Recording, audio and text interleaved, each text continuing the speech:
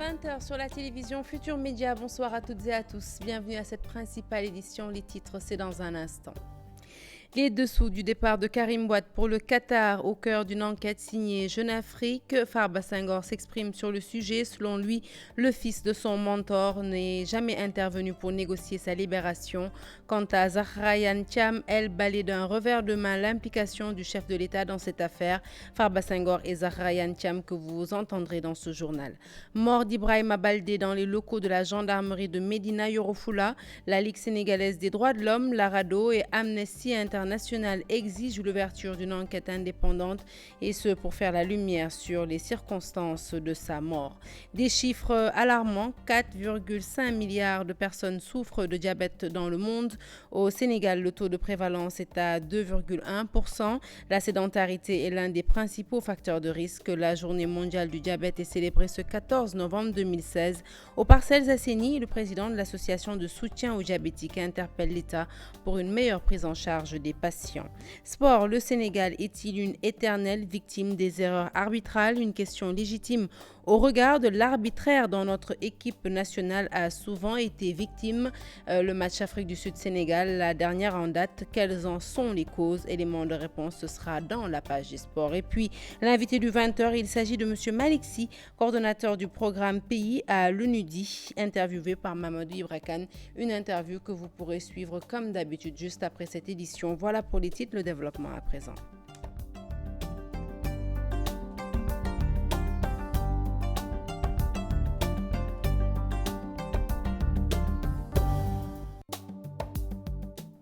Bonsoir à toutes et à tous. Un journal que nous ouvrons tout de suite avec ce communiqué signé le comité de juridiction de la Cour suprême. Le comité donc de juridiction de la Cour suprême qui s'est réuni ce 14 novembre 2016 pour recueillir l'opinion de ses membres sur les projets de loi organique sur la Cour suprême et le statut des magistrats. De 30 magistrats composant la juridiction, 26 étaient présents à l'issue des débats. Le comité à l'unanimité exige le retrait immédiat et sans condition du projet de loi organique sur la Cour suprême adopté en Conseil des ministres le 2 novembre 2016. Les raisons, les voici. La dénaturation du texte déjà discuté en Assemblée intérieure de la Cour suprême par ajout et suppression de plusieurs dispositions. Le renvoi à l'Assemblée intérieure de la Cour suprême du dit texte pour un nouvel examen. Le respect impératif de l'âge de la retraite. Et enfin, le comité de juridiction exprime sa ferme détermination à mener toute action appropriée en cas de besoin. Un communiqué donc signé le comité de juridiction de la Cour suprême et qui nous est parvenu ce 14 novembre 2016. Je vous l'annonçais en titre, enquête révélée par Jeune Afrique sur l'affaire Karim Wade. Le chargé de propagande au Parti démocratique sénégalais, Farba Senghor, rappelle que Wade fils ne s'est jamais mêlé à une quelconque négociation de sa libération.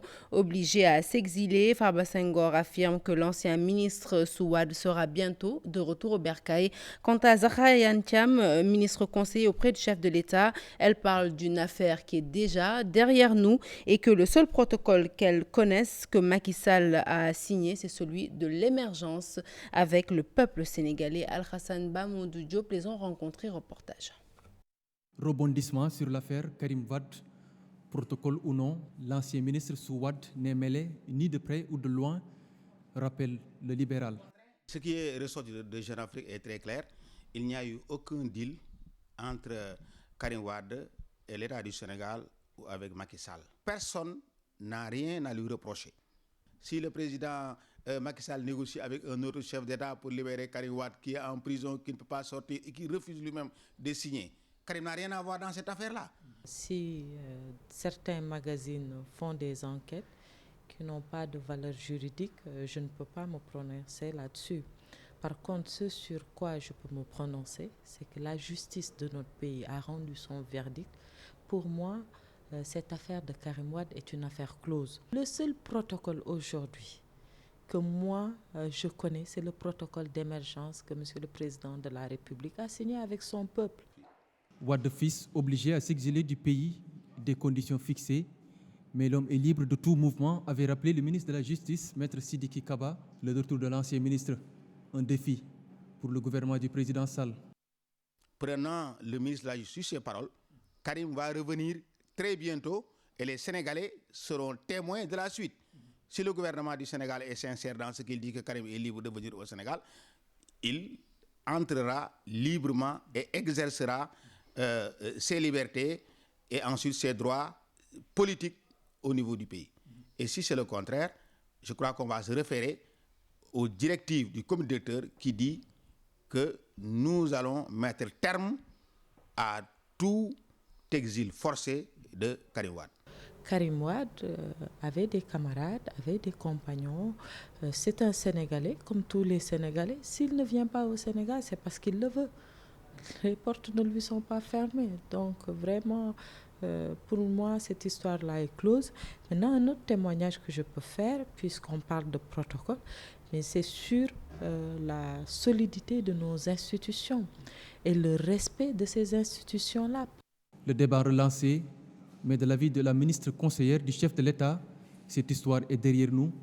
Selon Farba Senghor, Karim Wade est attendu bientôt à Dakar, occasion d'en savoir plus sur sa libération.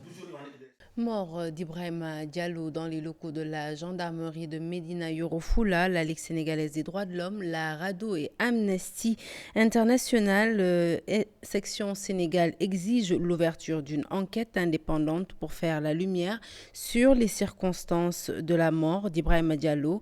Les organisations de droits de défense de l'homme demandent de traduire en justice les personnes mises en cause. Ibrahima Diallo, vous le savez, est mort pendant sa garde à vue à la brigade de gendarmerie de Médina Yoro Fula. C'était dans la nuit du 12 au 13 novembre, suite à son interpellation par des agents de sécurité de proximité de Niaming à la suite d'une dispute avec son grand frère.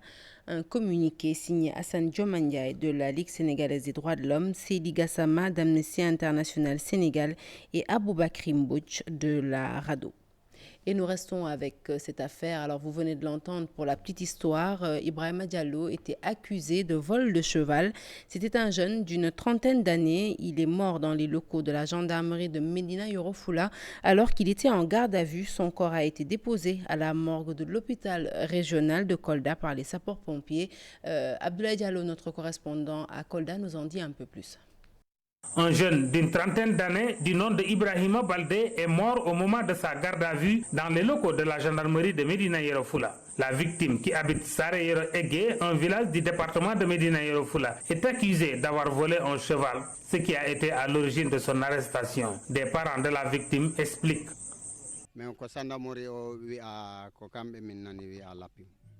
Selon des témoins, ce sont les gendarmes qui ont battu à mort notre jeune. Les cris de la victime au moment de la bastonnade ont alerté tous les riverains du poste de gendarmerie. Il l'avait même déshabillé, menotté puis suspendu sur une barre de fer qui est au-dessus d'une table. Au moment où Ibrahima arrivait à la gendarmerie, il n'a été ni frappé ni poignardé. Chef de quartier o délégué o wiimi jemma kanko o nani kibaru o quartier o do fof be quartier o fo wadi. Le délégué de quartier en personne nous a dit qu'ils ont tous entendu les cris du gosse. Dit-il, ils se sont même rapprochés des lieux pour bien écouter. C'est ainsi que lui, en tant que chef de quartier, il a interpellé le gendarme pour lui supplier d'arrêter. C'est ainsi que vers 1h30 du matin, le gendarme vient lui réveiller pour l'annoncer, le décès du jeune qui était en garde à vue. seedeji quartier o fof seetima wondema kamɓe ɓe ceetima suka o ko luukata to gendarme toto o wonno ko o luukata toon laɓɓe ɗe o laɓɓaɗe en. Selon une source bien renseignée, le mis en cause était arrivé dans les lieux en ayant une blessure au niveau de l'abdomen comme s'il a été poignardé. Une version que le plaignant a niée tout en expliquant que si tel était le cas, les habits de la victime seraient tachetés de sang et que c'est en sa présence que le gendarme lui a déshabillé. Il ne portait aucune blessure. Une enquête est ouverte par la gendarmerie elle-même et le corps sans vie de la victime a été déposé à la morgue de l'hôpital régional de Kolda par les sapeurs-pompiers. Parlons santé à présent. 415 millions de personnes souffrent de diabète dans le monde. Au Sénégal, la prévalence est à 2,1%. L'obésité, mais aussi la sédentarité parmi les facteurs de risque. L'État, les acteurs dont l'Association sénégalaise de soutien aux diabétiques comptent renforcer la prise en charge des malades. L'accent sera surtout mis cette fois-ci sur les jeunes, cette couche de la population qui est la plus touchée par le diabète de type 1. Pour rappel, le Sénégal, à l'instar du monde entier, célèbre la journée mondiale dédiée à la maladie cette année sous le thème diabète et traumatisme, prévention et prise en charge. Un compte rendu signé à Maïmouna Ndiaye.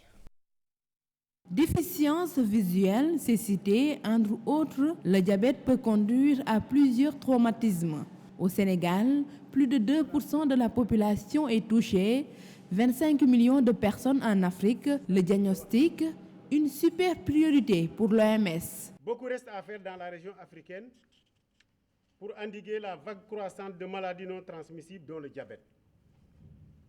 J'aimerais inviter les gouvernements à accélérer la prévention et la lutte contre le diabète et les autres maladies non transmissibles en adoptant des politiques, lois et programmes qui promeuvent une alimentation saine, une activité physique régulière et qui réduisent le tabagisme et l'usage nocif de l'alcool.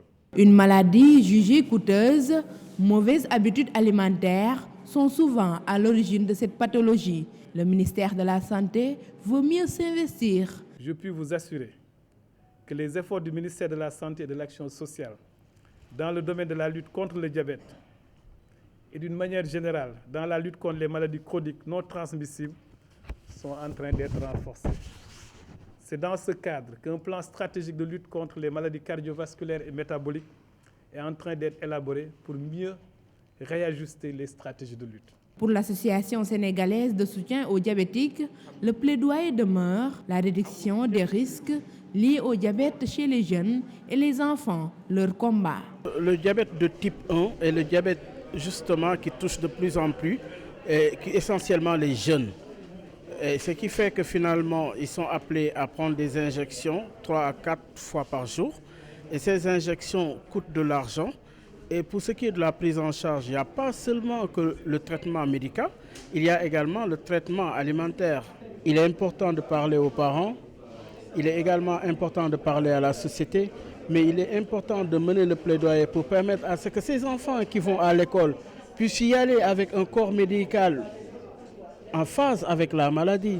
Dépistage régulier, diagnostic surtout chez l'adulte de plus de 40 ans, contribue à vaincre cette maladie chronique qui risque de toucher 642 millions de personnes dans le monde d'ici à 2040. La journée mondiale du diabète, vous venez de le voir, donc célébrée ce lundi 14 novembre 2016 et à ce propos, nous vous recommandons tout de suite d'aller à la découverte d'un malade du diabète. Il s'agit du vieux Idriss Ali qui vit avec sa maladie depuis près de 2 décennies. Il s'est confié à nos reporters et leur a raconté son quotidien. Un reportage signé Mambiram Diouf. Il vient de souffler ses 72 bougies ce mois, diabétique depuis à l'âge de 47 ans, en 1991 plus exactement. Le vieux Idriss Ali dit comment il l'a su. Oui, c'est-à-dire à la suite d'une maladie. Alors j'ai été au poste de santé de mon service. Alors, en ce moment-là, avant de vous consulter, on vous fait des tests de glycémie. C'est par la suite, en ce moment-là, qu'ils ont découvert que j'étais diabétique.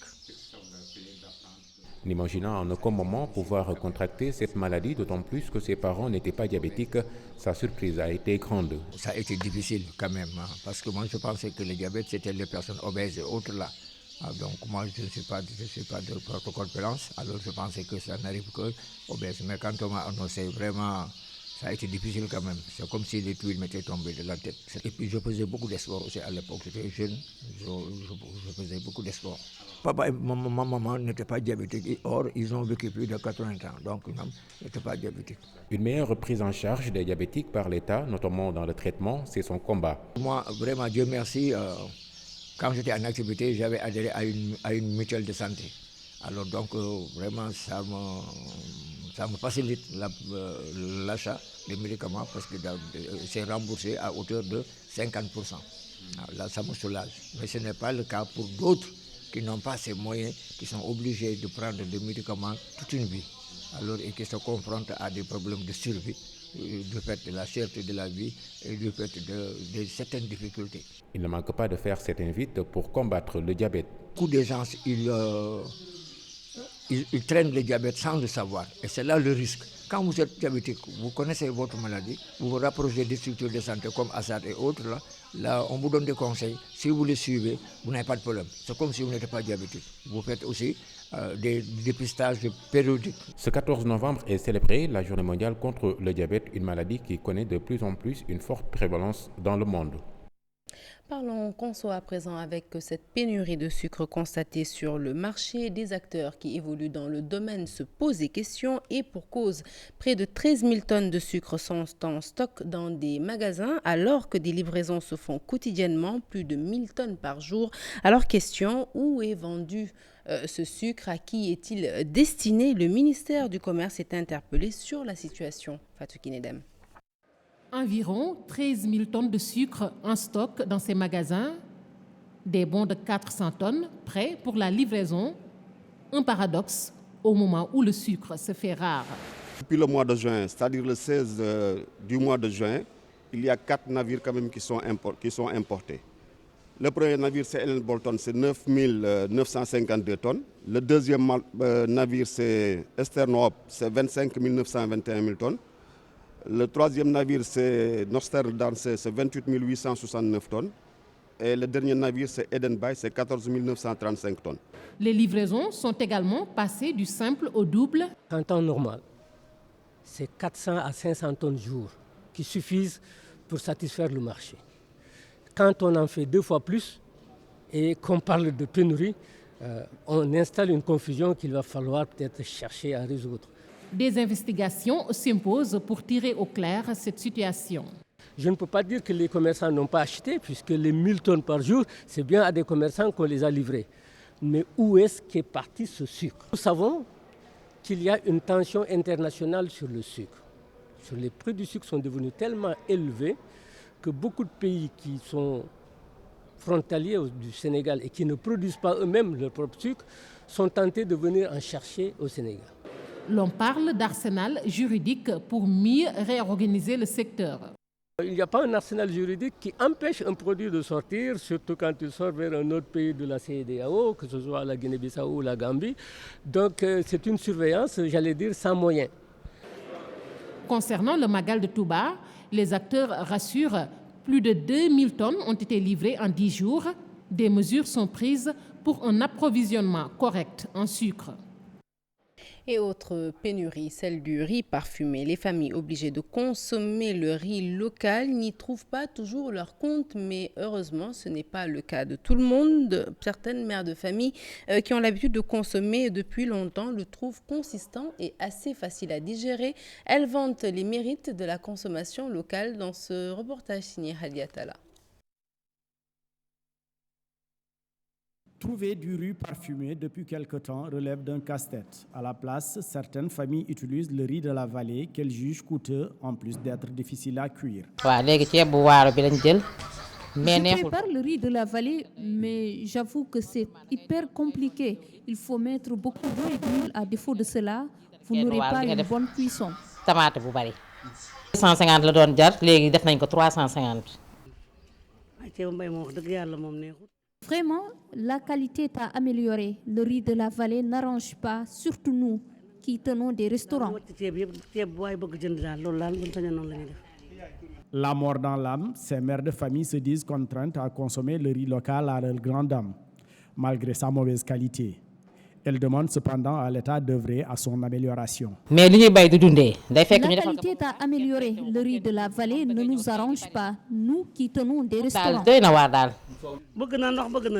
Avant-hier, j'ai essayé de préparer du riz blanc mais j'ai eu toutes les peines du monde. Une thèse rejetée par cette dame qui préfère garder l'anonymat. Le riz local nécessite beaucoup d'eau. Il est aussi trop consistant. C'est pourquoi je ne l'utilise pas.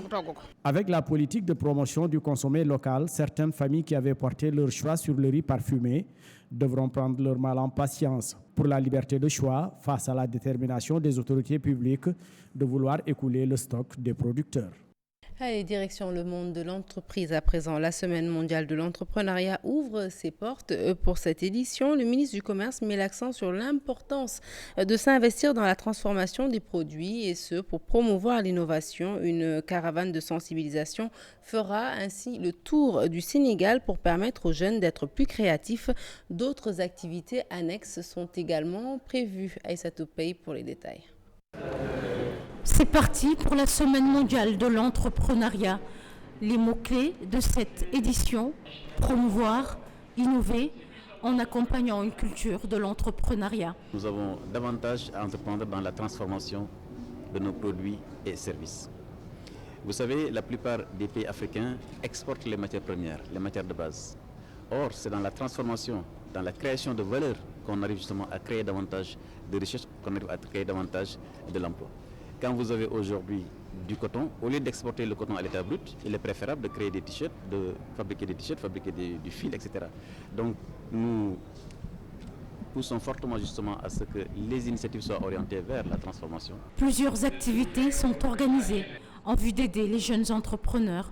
C'est la 3e saison, donc on a rajouté à la compétition et à la formation que nous avons eue pendant les 2 dernières saisons, aussi un élément de caravane, c'est-à-dire qu'on a une caravane qui va faire le tour non seulement de Dakar et de ses banlieues, mais aussi de tout le pays du Sénégal pour faire en sorte que le programme soit accessible à tous les jeunes entrepreneurs du Sénégal. En plus du thème retenu cette année, d'autres seront abordés durant cette semaine. Il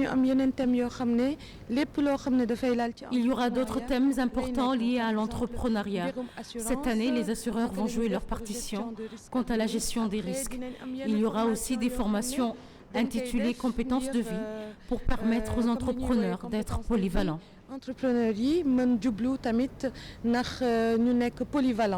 Pour cette manifestation organisée par Diokolab, hommage est rendu à Feu Mamadou Lamignan, président de la Chambre de commerce de Dakar.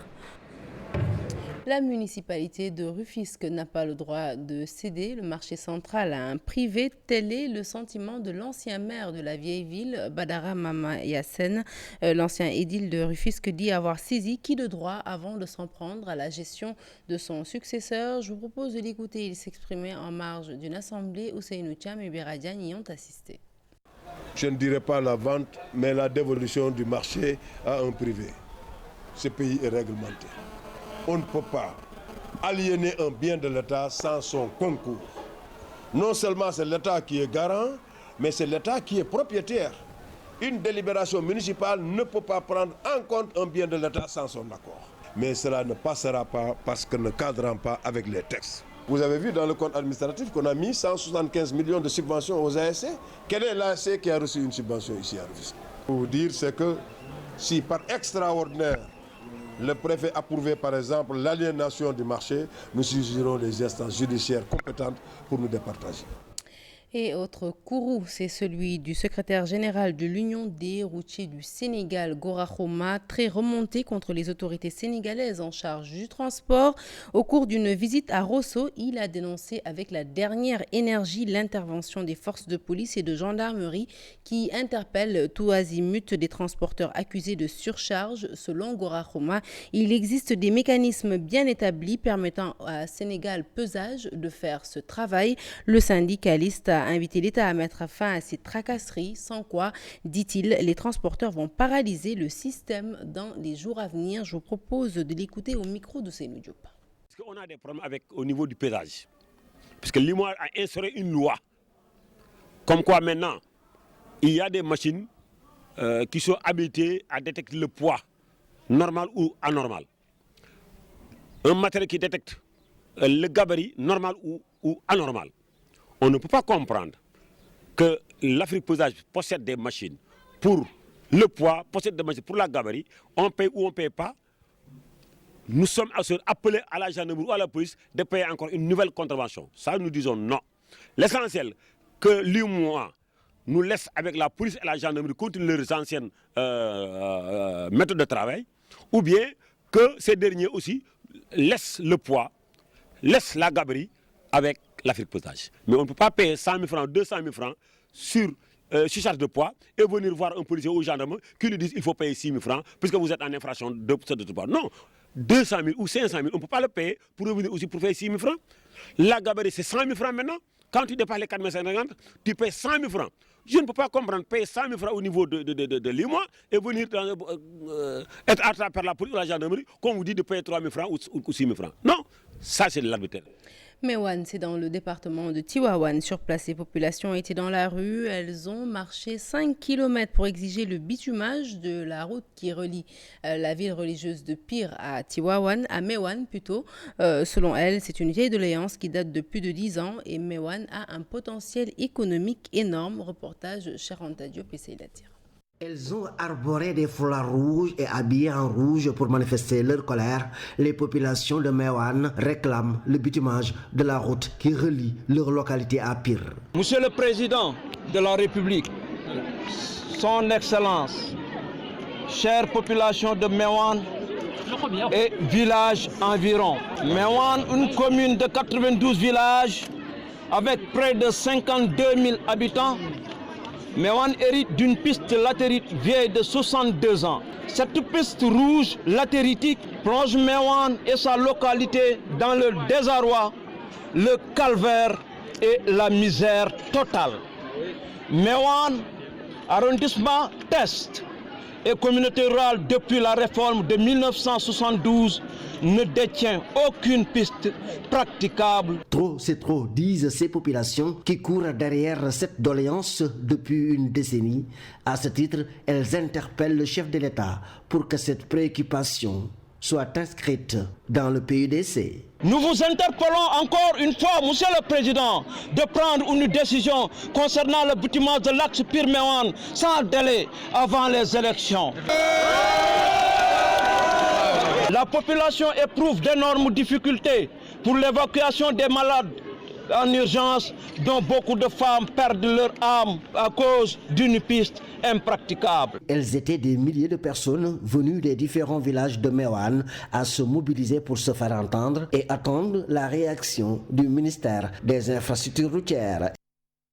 À quelques jours du Grand Magal de Touba, la ville religieuse fait peau neuve et s'apprête à recevoir des fidèles. La résidence Khadim Rassoul, un lieu d'accueil pour les hôtes avec 6 appartements, dont un réservé au Khalife général des Mourides pour ses audiences avec les talibés. Eh bien, la résidence ne désemplit pas toute l'année. Elle reçoit à chaque fois des hôtes et un budget assez conséquent est à chaque fois investi pour la bonne prise en charge de ces visiteurs. Pafaraning a visité pour nous la résidence Khadim Rassoul. Reportage.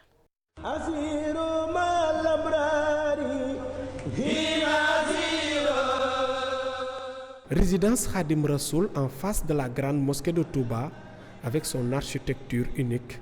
Elle est construite avec toutes les commodités.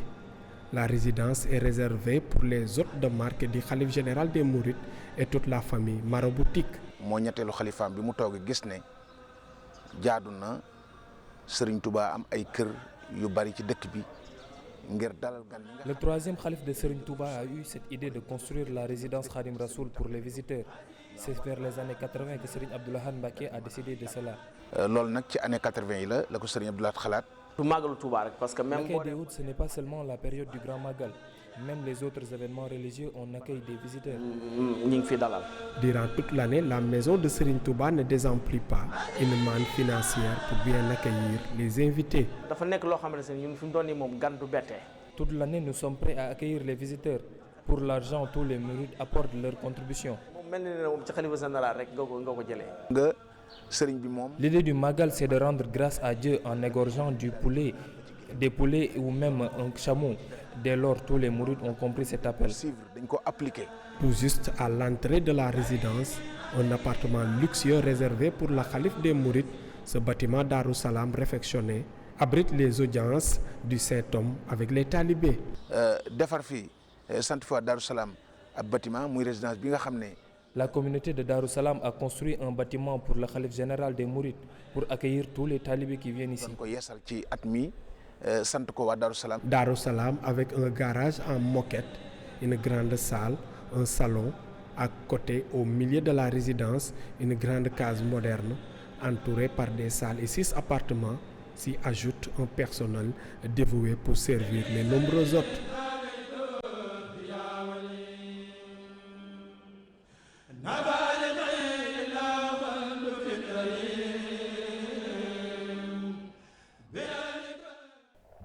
Touba, donc, point de ralliement des fidèles mourides le 19 novembre prochain. Hors de chez nous, l'actualité internationale se décline ainsi.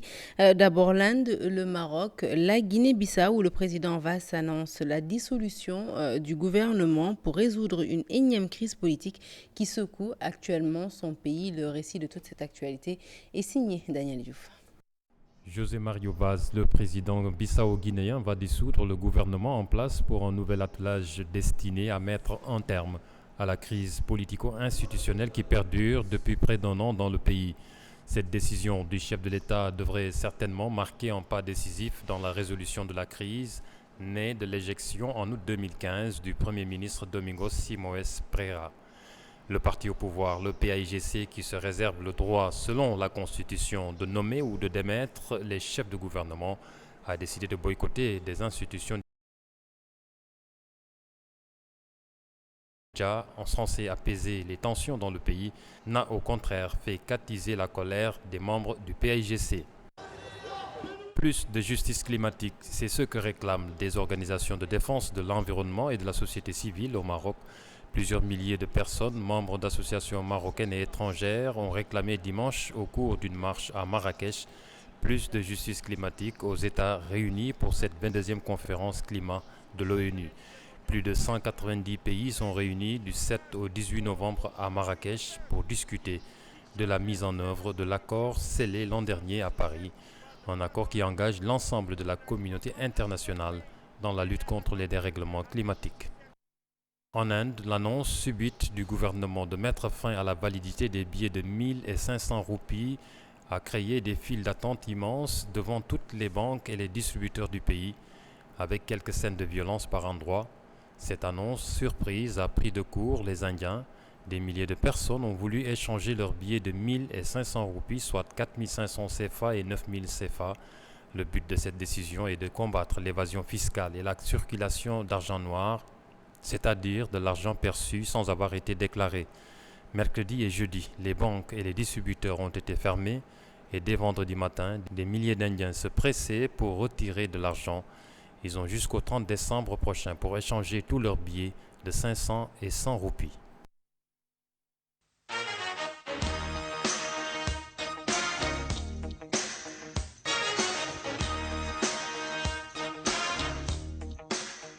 Bienvenue dans la page des sports que nous démarrons tout de suite avec du football et des dates. En 2000 au Nigeria, 2004 à Tunis et rebelote 2016 en Afrique du Sud. Pour ne citer que cela, le Sénégal est-il une éternelle victime des erreurs arbitrales? Le recours de la Fédération sénégalaise de foot ne semble pas souvent produire des effets. Est-ce un problème de représentativité de notre pays à la CAF ou alors le niveau des arbitres africains est-il à la hauteur? Plusieurs questions dont les éléments de réponse se trouvent dans ce reportage signé Souleymane Touré. 40 premières minutes favorables au Sénégal, mais les 5 dernières comme un coup fatal porté au Lion. Joseph Lamté déstabilise la tanière. Il n'est pas performant l'arbitrage africain, il faut avoir le courage de le dire. Regardez la dernière Coupe du Monde 2014 au Brésil. Mais les arbitres africains ont été pratiquement négligés par la FIFA. Ils ne sont pas performants. Mais aussi il y a une autre chose, il ne faut pas se voiler la face. L'arbitrage africain est gangréné par la corruption. Maintenant après, est-ce que sportivement on peut s'arrêter à ça? Je ne pense pas. Parce que sur ce match-là, il y a quand même beaucoup de choses à dire. Mais c'est vrai que la mauvaise décision de l'arbitre est quand même un fait de jeu qui a déclenché peut-être la situation dans laquelle on se retrouve. Que la fédération, comme on dit, introduise un recours pour étayer la faute ou pour propager ce qui s'est passé ne serait-ce que pour vilipender l'arbitre sur ce qu'il a fait et de sang-froid, pour justement que les gens se tiennent de très loin.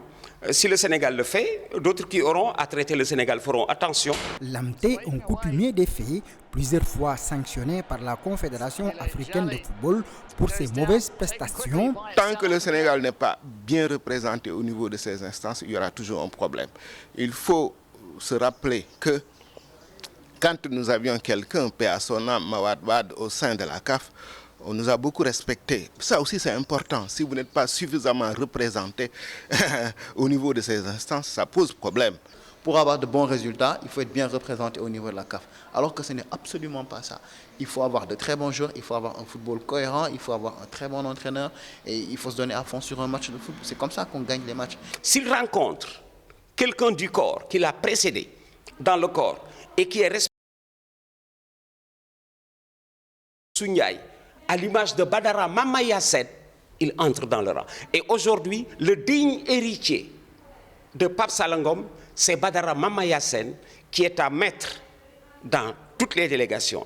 Un arbitre qui le voit, il ne peut plus tricher. Si organiser une compétition est une chose, le niveau des arbitres en est une autre. Le cas Lamté doit être une leçon pour la Confédération africaine de football sur ses choix qui pourraient gâcher la fête du football au Gabon. Nécrologie dans cette page des sports. Laurent Pokou, ancien international ivoirien, tire sa révérence à l'âge de 69 ans. L'ancien détenteur du titre de meilleur buteur en Coupe des Nations a été la première vitrine du football ivoirien. Laurent Pokou a eu 70 sélections avec l'équipe nationale ivoirienne et il a signé son premier contrat professionnel à 27 ans. Son portrait nous est dressé par Mamadou Fall. Laurent Pokou a tiré sa révérence un monument du football africain. Il est considéré comme le meilleur joueur de l'histoire du football africain. L'ancien détenteur du record de buts inscrits en Coupe d'Afrique des Nations s'est éteint ce dimanche à 69 ans des suites d'une longue maladie.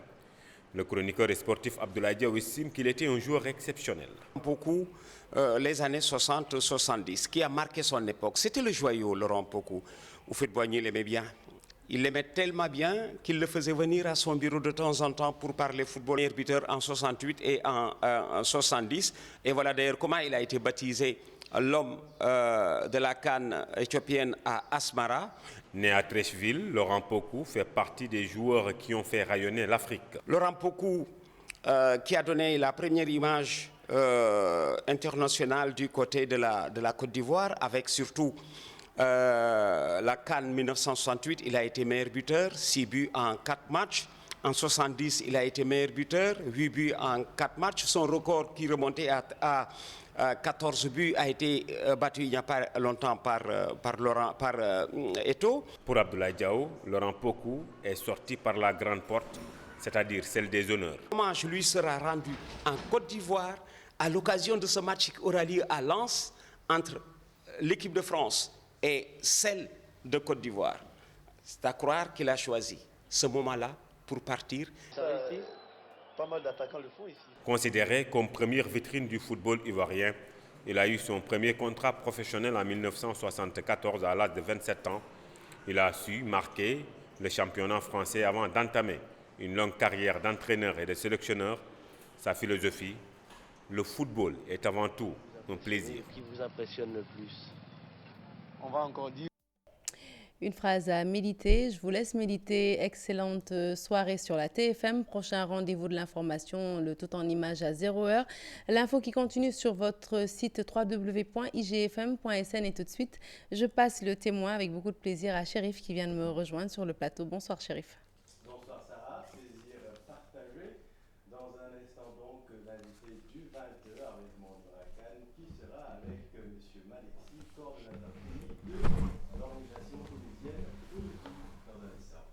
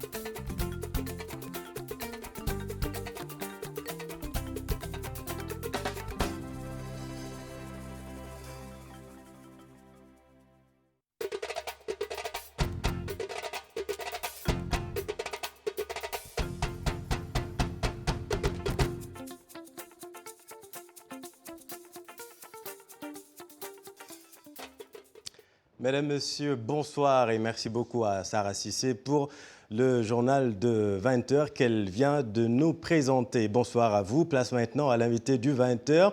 Le Premier ministre Mohamed Boun Abdallah Dionne a présidé ce matin le 5e Forum régional sur le développement industriel inclusif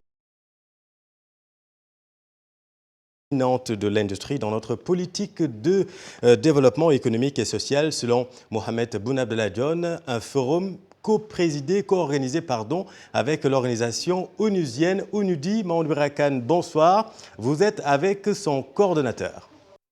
Bonsoir, Chérif. L'industrialisation, le sujet de ce soir, entretien avec le coordonnateur du programme pays de l'ONUDI au Sénégal. Malick Sy vient nous parler du 5e forum pour le développement industriel inclusif et durable, co-organisé par le gouvernement du Sénégal et l'Organisation des Nations Unies pour le développement industriel. Bonsoir, Malick Sy. Bonsoir, M. Mamoudou. Quelle est la vision qui sous-tend ce 5e forum de Dakar et ce que vous en attendez? Alors, en fait, c'est le croisement de deux visions. La première, c'est la vision du PSE, donc du président de la République, le plan Sénégal émergent, donc, qui a un volet industriel et qui se veut inclusif. D'une manière générale, les projets du PSE se veulent inclusifs.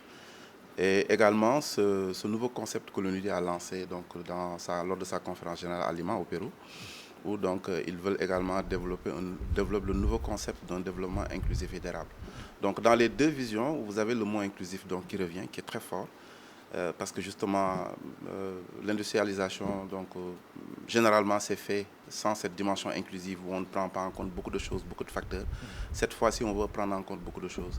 La première dimension inclusive, c'est l'inclusion.